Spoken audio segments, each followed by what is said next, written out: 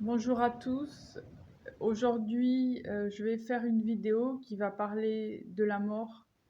C'est vrai que c'est pas un sujet très réjouissant et que d'habitude, on est souvent préoccupé par tout ce qui se passe dans notre vie et qu'on pense que on a tendance à se comporter comme si la vie est éternelle.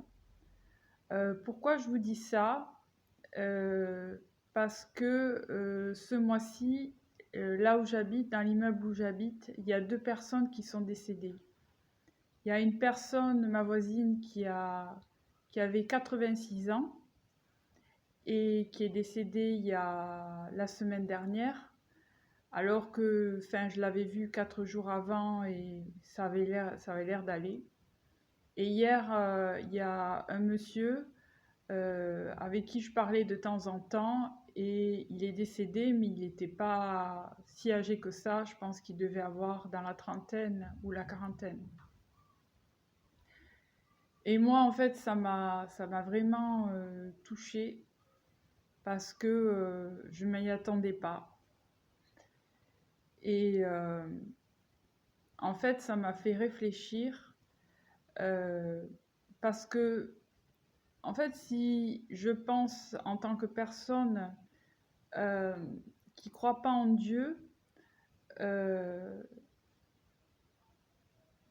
comment je veux dire, si je crois pas en Dieu, je me dis que en fait, il n'y a pas de vie après la mort.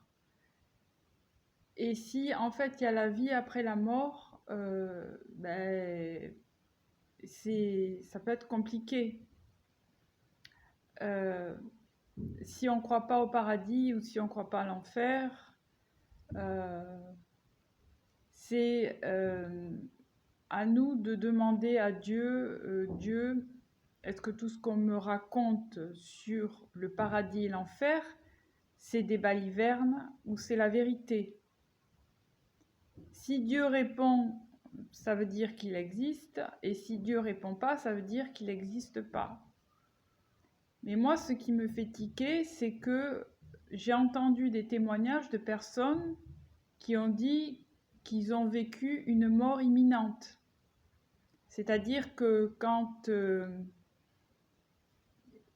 ils, ils étaient déclarés cliniquement morts, mais que leur âme a quitté leur corps et qu'ils pouvaient voir tout ce qui se passait, par exemple, à l'hôpital ou n'importe où ils étaient.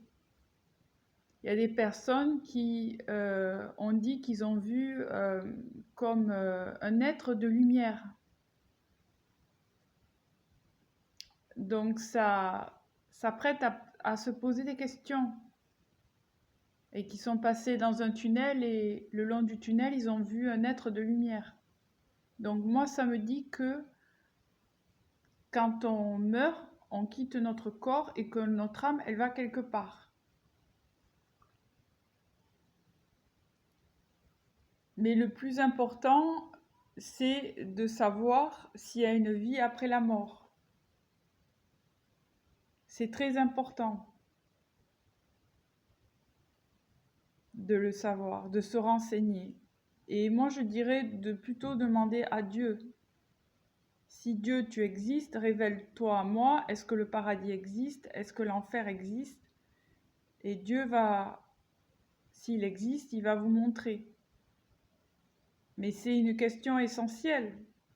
Parce que si vous ne demandez pas et que vous mourrez et que le paradis existe et l'enfer existe, là, c'est compliqué d'y rester pour l'éternité.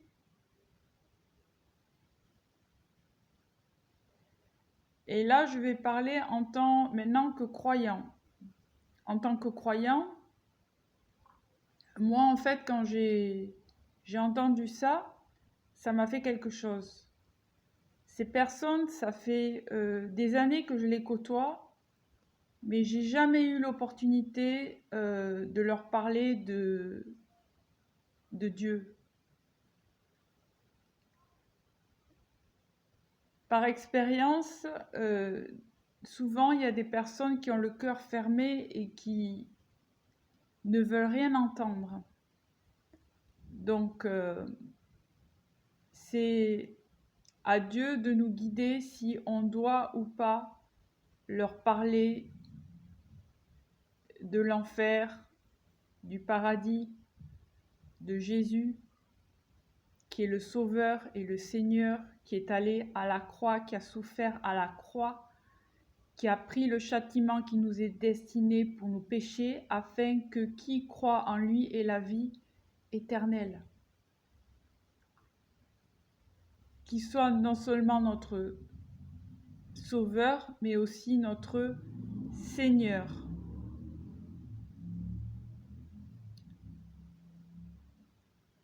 Ce qui s'est passé hier, ça m'a vraiment extrêmement touchée. Parce que j'avais pas la paix en moi.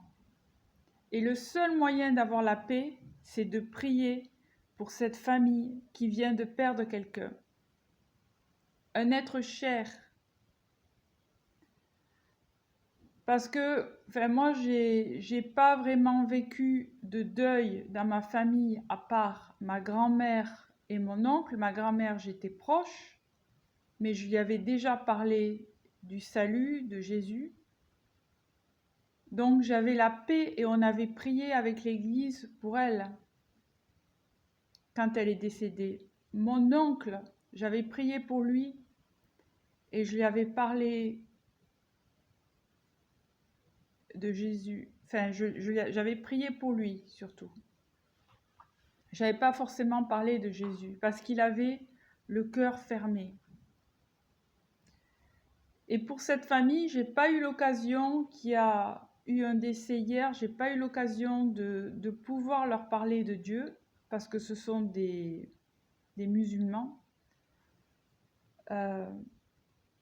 Mais j'ai eu à cœur parce que j'avais pas la paix de savoir qu'il y a quelqu'un qui est décédé dans l'immeuble. Mais j'ai eu à cœur de prier pour cette famille, pour que Dieu les réconforte, pour que Dieu se révèle à eux, pour que Dieu les sauve, pour que Dieu les soutienne dans ce moment difficile.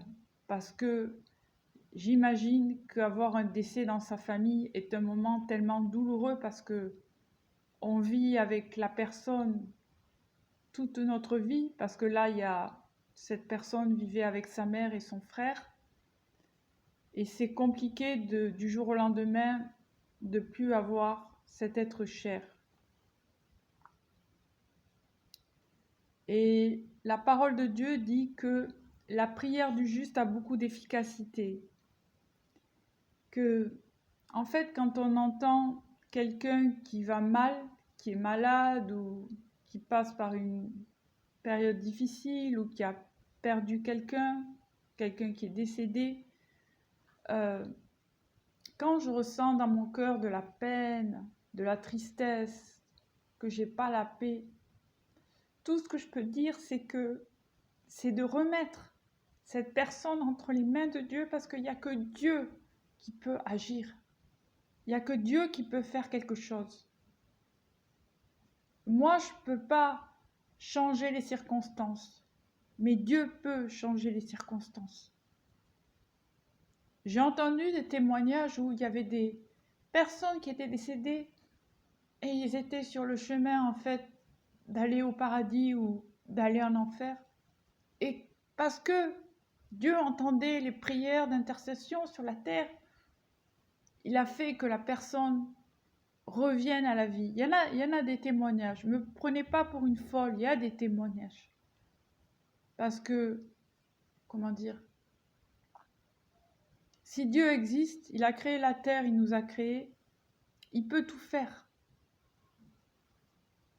Il peut tout faire. Et il y a beaucoup de témoignages sur Internet de personnes qui sont décédées et qui ont vu, qui sont allées au ciel et qui ont vu le paradis et qui ont vu l'enfer et qui sont revenus sur la terre pour nous prévenir. Voilà. Mais en tant que croyant, même en tant que non-croyant, on peut s'adresser à Dieu. On peut dire à Dieu, aide-nous là, dans cette situation. Qu'est-ce qui se passe? C'est une situation qui dépasse tout entendement. La mort, quand on va très très mal, quand on ne sait pas ce qui se passe dans notre vie, dans notre corps, surtout, là je parle. Il n'y a que Dieu qui peut faire quelque chose dans les situations impossibles. Et souvent, en tant que croyant, des fois, on peut être égoïste. On s'occupe de nous-mêmes, on dit je ne vais pas m'occuper du voisin, de la voisine, de cette personne au travail qui est dans quelque chose de difficile. Mais je crois que on peut changer les choses par la prière en amenant ce cas devant Dieu. Parce que dans la Bible, peut-être que vous n'avez pas lu la Bible, mais dans beaucoup de circonstances, il y a des personnes qui étaient dans la détresse et qui venaient à Jésus, même que c'était pas en fait, c'était pas des fois les personnes eux-mêmes qui étaient en souffrance, c'était quelqu'un d'autre, des personnes avec qui ils travaillaient, des personnes par exemple, un centurion qui disait oui, il y a une de des personnes qui bosse pour moi et qui est malade ou qui a perdu sa fille, quelque chose comme ça. Et Jésus dit, ne vous inquiétez pas, j'ai entendu, je vais faire quelque chose. Du coup, on peut changer les choses avec notre prière. On ne sait pas comment Dieu va agir, si Dieu va guérir, si Dieu va sauver, si la personne va mourir, mais elle va être sauvée. Mais en tout cas, nos prières sont entendues. Et on aura le résultat, des fois, de nos prières quand on sera au ciel ou des fois sur la terre, on ne sait pas. Mais c'est de remettre tous ces fardeaux de personnes qui sont en souffrance ou qui ont perdu quelqu'un, de les remettre devant Dieu. Dieu aime ça. Dieu attend ça parce que la prière fait que Dieu en fait agit selon la prière. Il envoie ses anges, il envoie de l'aide parce qu'il écoute notre prière. C'est vrai que moi, en fait, j'ai eu l'occasion de prier pour beaucoup de personnes qui étaient gravement malades et sur le point de mourir. Je ne vais pas vous mentir, ces personnes sont décédées. Mais tout ce que je sais, c'est que je les ai remis entre les mains de Dieu.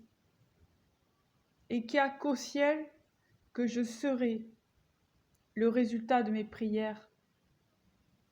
Et que Dieu a commis dans mon cœur que c'est un Dieu de surprise. Parce que pour l'homme, c'est impossible, mais pour lui, c'est possible.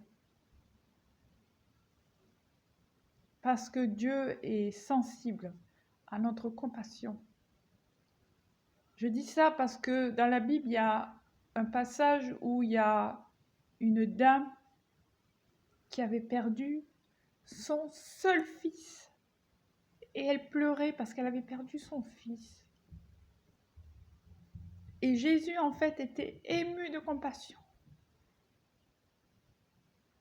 Donc, ça veut dire que quand quelqu'un décède et qu'il a fermé son cœur à Dieu, c'est pas la volonté pour Dieu que cette personne aille en enfer. C'est la volonté pour Dieu que cette personne soit pour l'éternité avec lui. Mais ce que je veux dire, c'est que Jésus n'est pas insensible à la mort, puisqu'il pleurait quand le gamin était dans le cercueil. Et c'est cette compassion-là qui a fait qu'il a ressuscité la personne.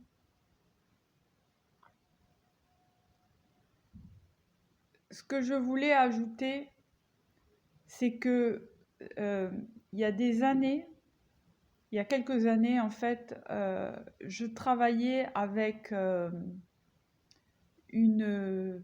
Je travaillais dans une association et il y avait une personne, en fait, qui avait des problèmes mentaux.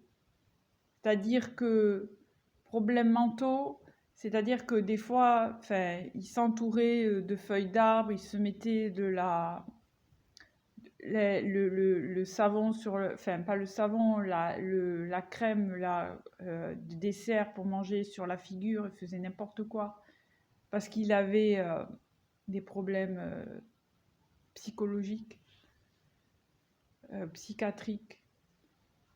Et j'ai appris qu'il était gravement malade à l'hôpital.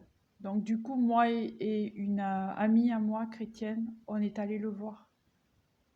On est allé le visiter à l'hôpital. Il me connaissait pas personnellement, il me connaissait de vue parce que de temps en temps, il venait à l'association. Et ce qu'on a fait, moi et mon ami, on y a parlé de Dieu. On a prié pour lui. Euh, on a loué le Seigneur autour de lui. Et un jour, on lui a demandé, est-ce que, en fait, tu es content qu'on vienne te voir? Et il a dit oui, oui. Il n'était pas d'accord à 100% quand on lisait la parole de Dieu. Il n'était pas à 100% d'accord avec tout ce qu'on disait, mais il était content qu'on soit là. Il était content de temps en temps qu'on lui parle de Dieu, qu'on loue le Seigneur autour de lui. C'était incroyable. Et un jour, ses parents sont venus, donc on a dit qu'on venait le visiter, tout ça. J'ai dit que là où je travaillais, qu'il venait, et les parents ont été... Dieu a vraiment laissé le champ, que les infirmières ne soient pas là pour nous freiner, que les parents aillent, partent. Et quelque temps après, on a appris voilà, qu'il était décédé, mais qu'il était parti en paix, que comment dire, le chapelain de l'hôpital avait pu le conduire dans sa fin de vie en paix. Et après, j'ai eu le verset en fait du fils prodigue, qui a deux fils. Un fils en fait qui est obéissant et qui fait tout, qui fait en sorte de ne pas pécher, et l'autre fils en fait qui pêche et tout ça, mais qui revient à Dieu. Et j'ai eu dans mon cœur la joie de me dire, cette personne qui faisait n'importe quoi, qui prenait de la drogue, qui avait des problèmes psychologiques, psychiatriques, qui avait le sida, qui avait tout un tas de maladies, eh bien Dieu avait beaucoup d'amour pour cette personne et du coup il m'a envoyé moi et mon ami pour lui parler de Dieu, pour prier pour lui, afin qu'il se reconnecte avec Dieu, afin qu'il se réconcilie, avec Dieu avant de mourir, afin de pouvoir être dans l'éternité avec Dieu. Et ça, c'est beau. Ça, c'est beau. Parce que peut-être que cet homme avait une vie de débauche, il faisait tout et n'importe quoi, il jouissait de la vie comme il pouvait, mais Dieu a une pensée pour lui. Il le voulait dans son royaume, donc c'était un miracle que j'ai cette pensée dans mon cœur pour aller le visiter, lui parler de Dieu, prier pour lui, louer le Seigneur, alors qu'il était complètement mourant. Mais pourquoi? Mais parce que Dieu manifestait sa compassion et son amour à travers moi et mon ami. Parce qu'il voulait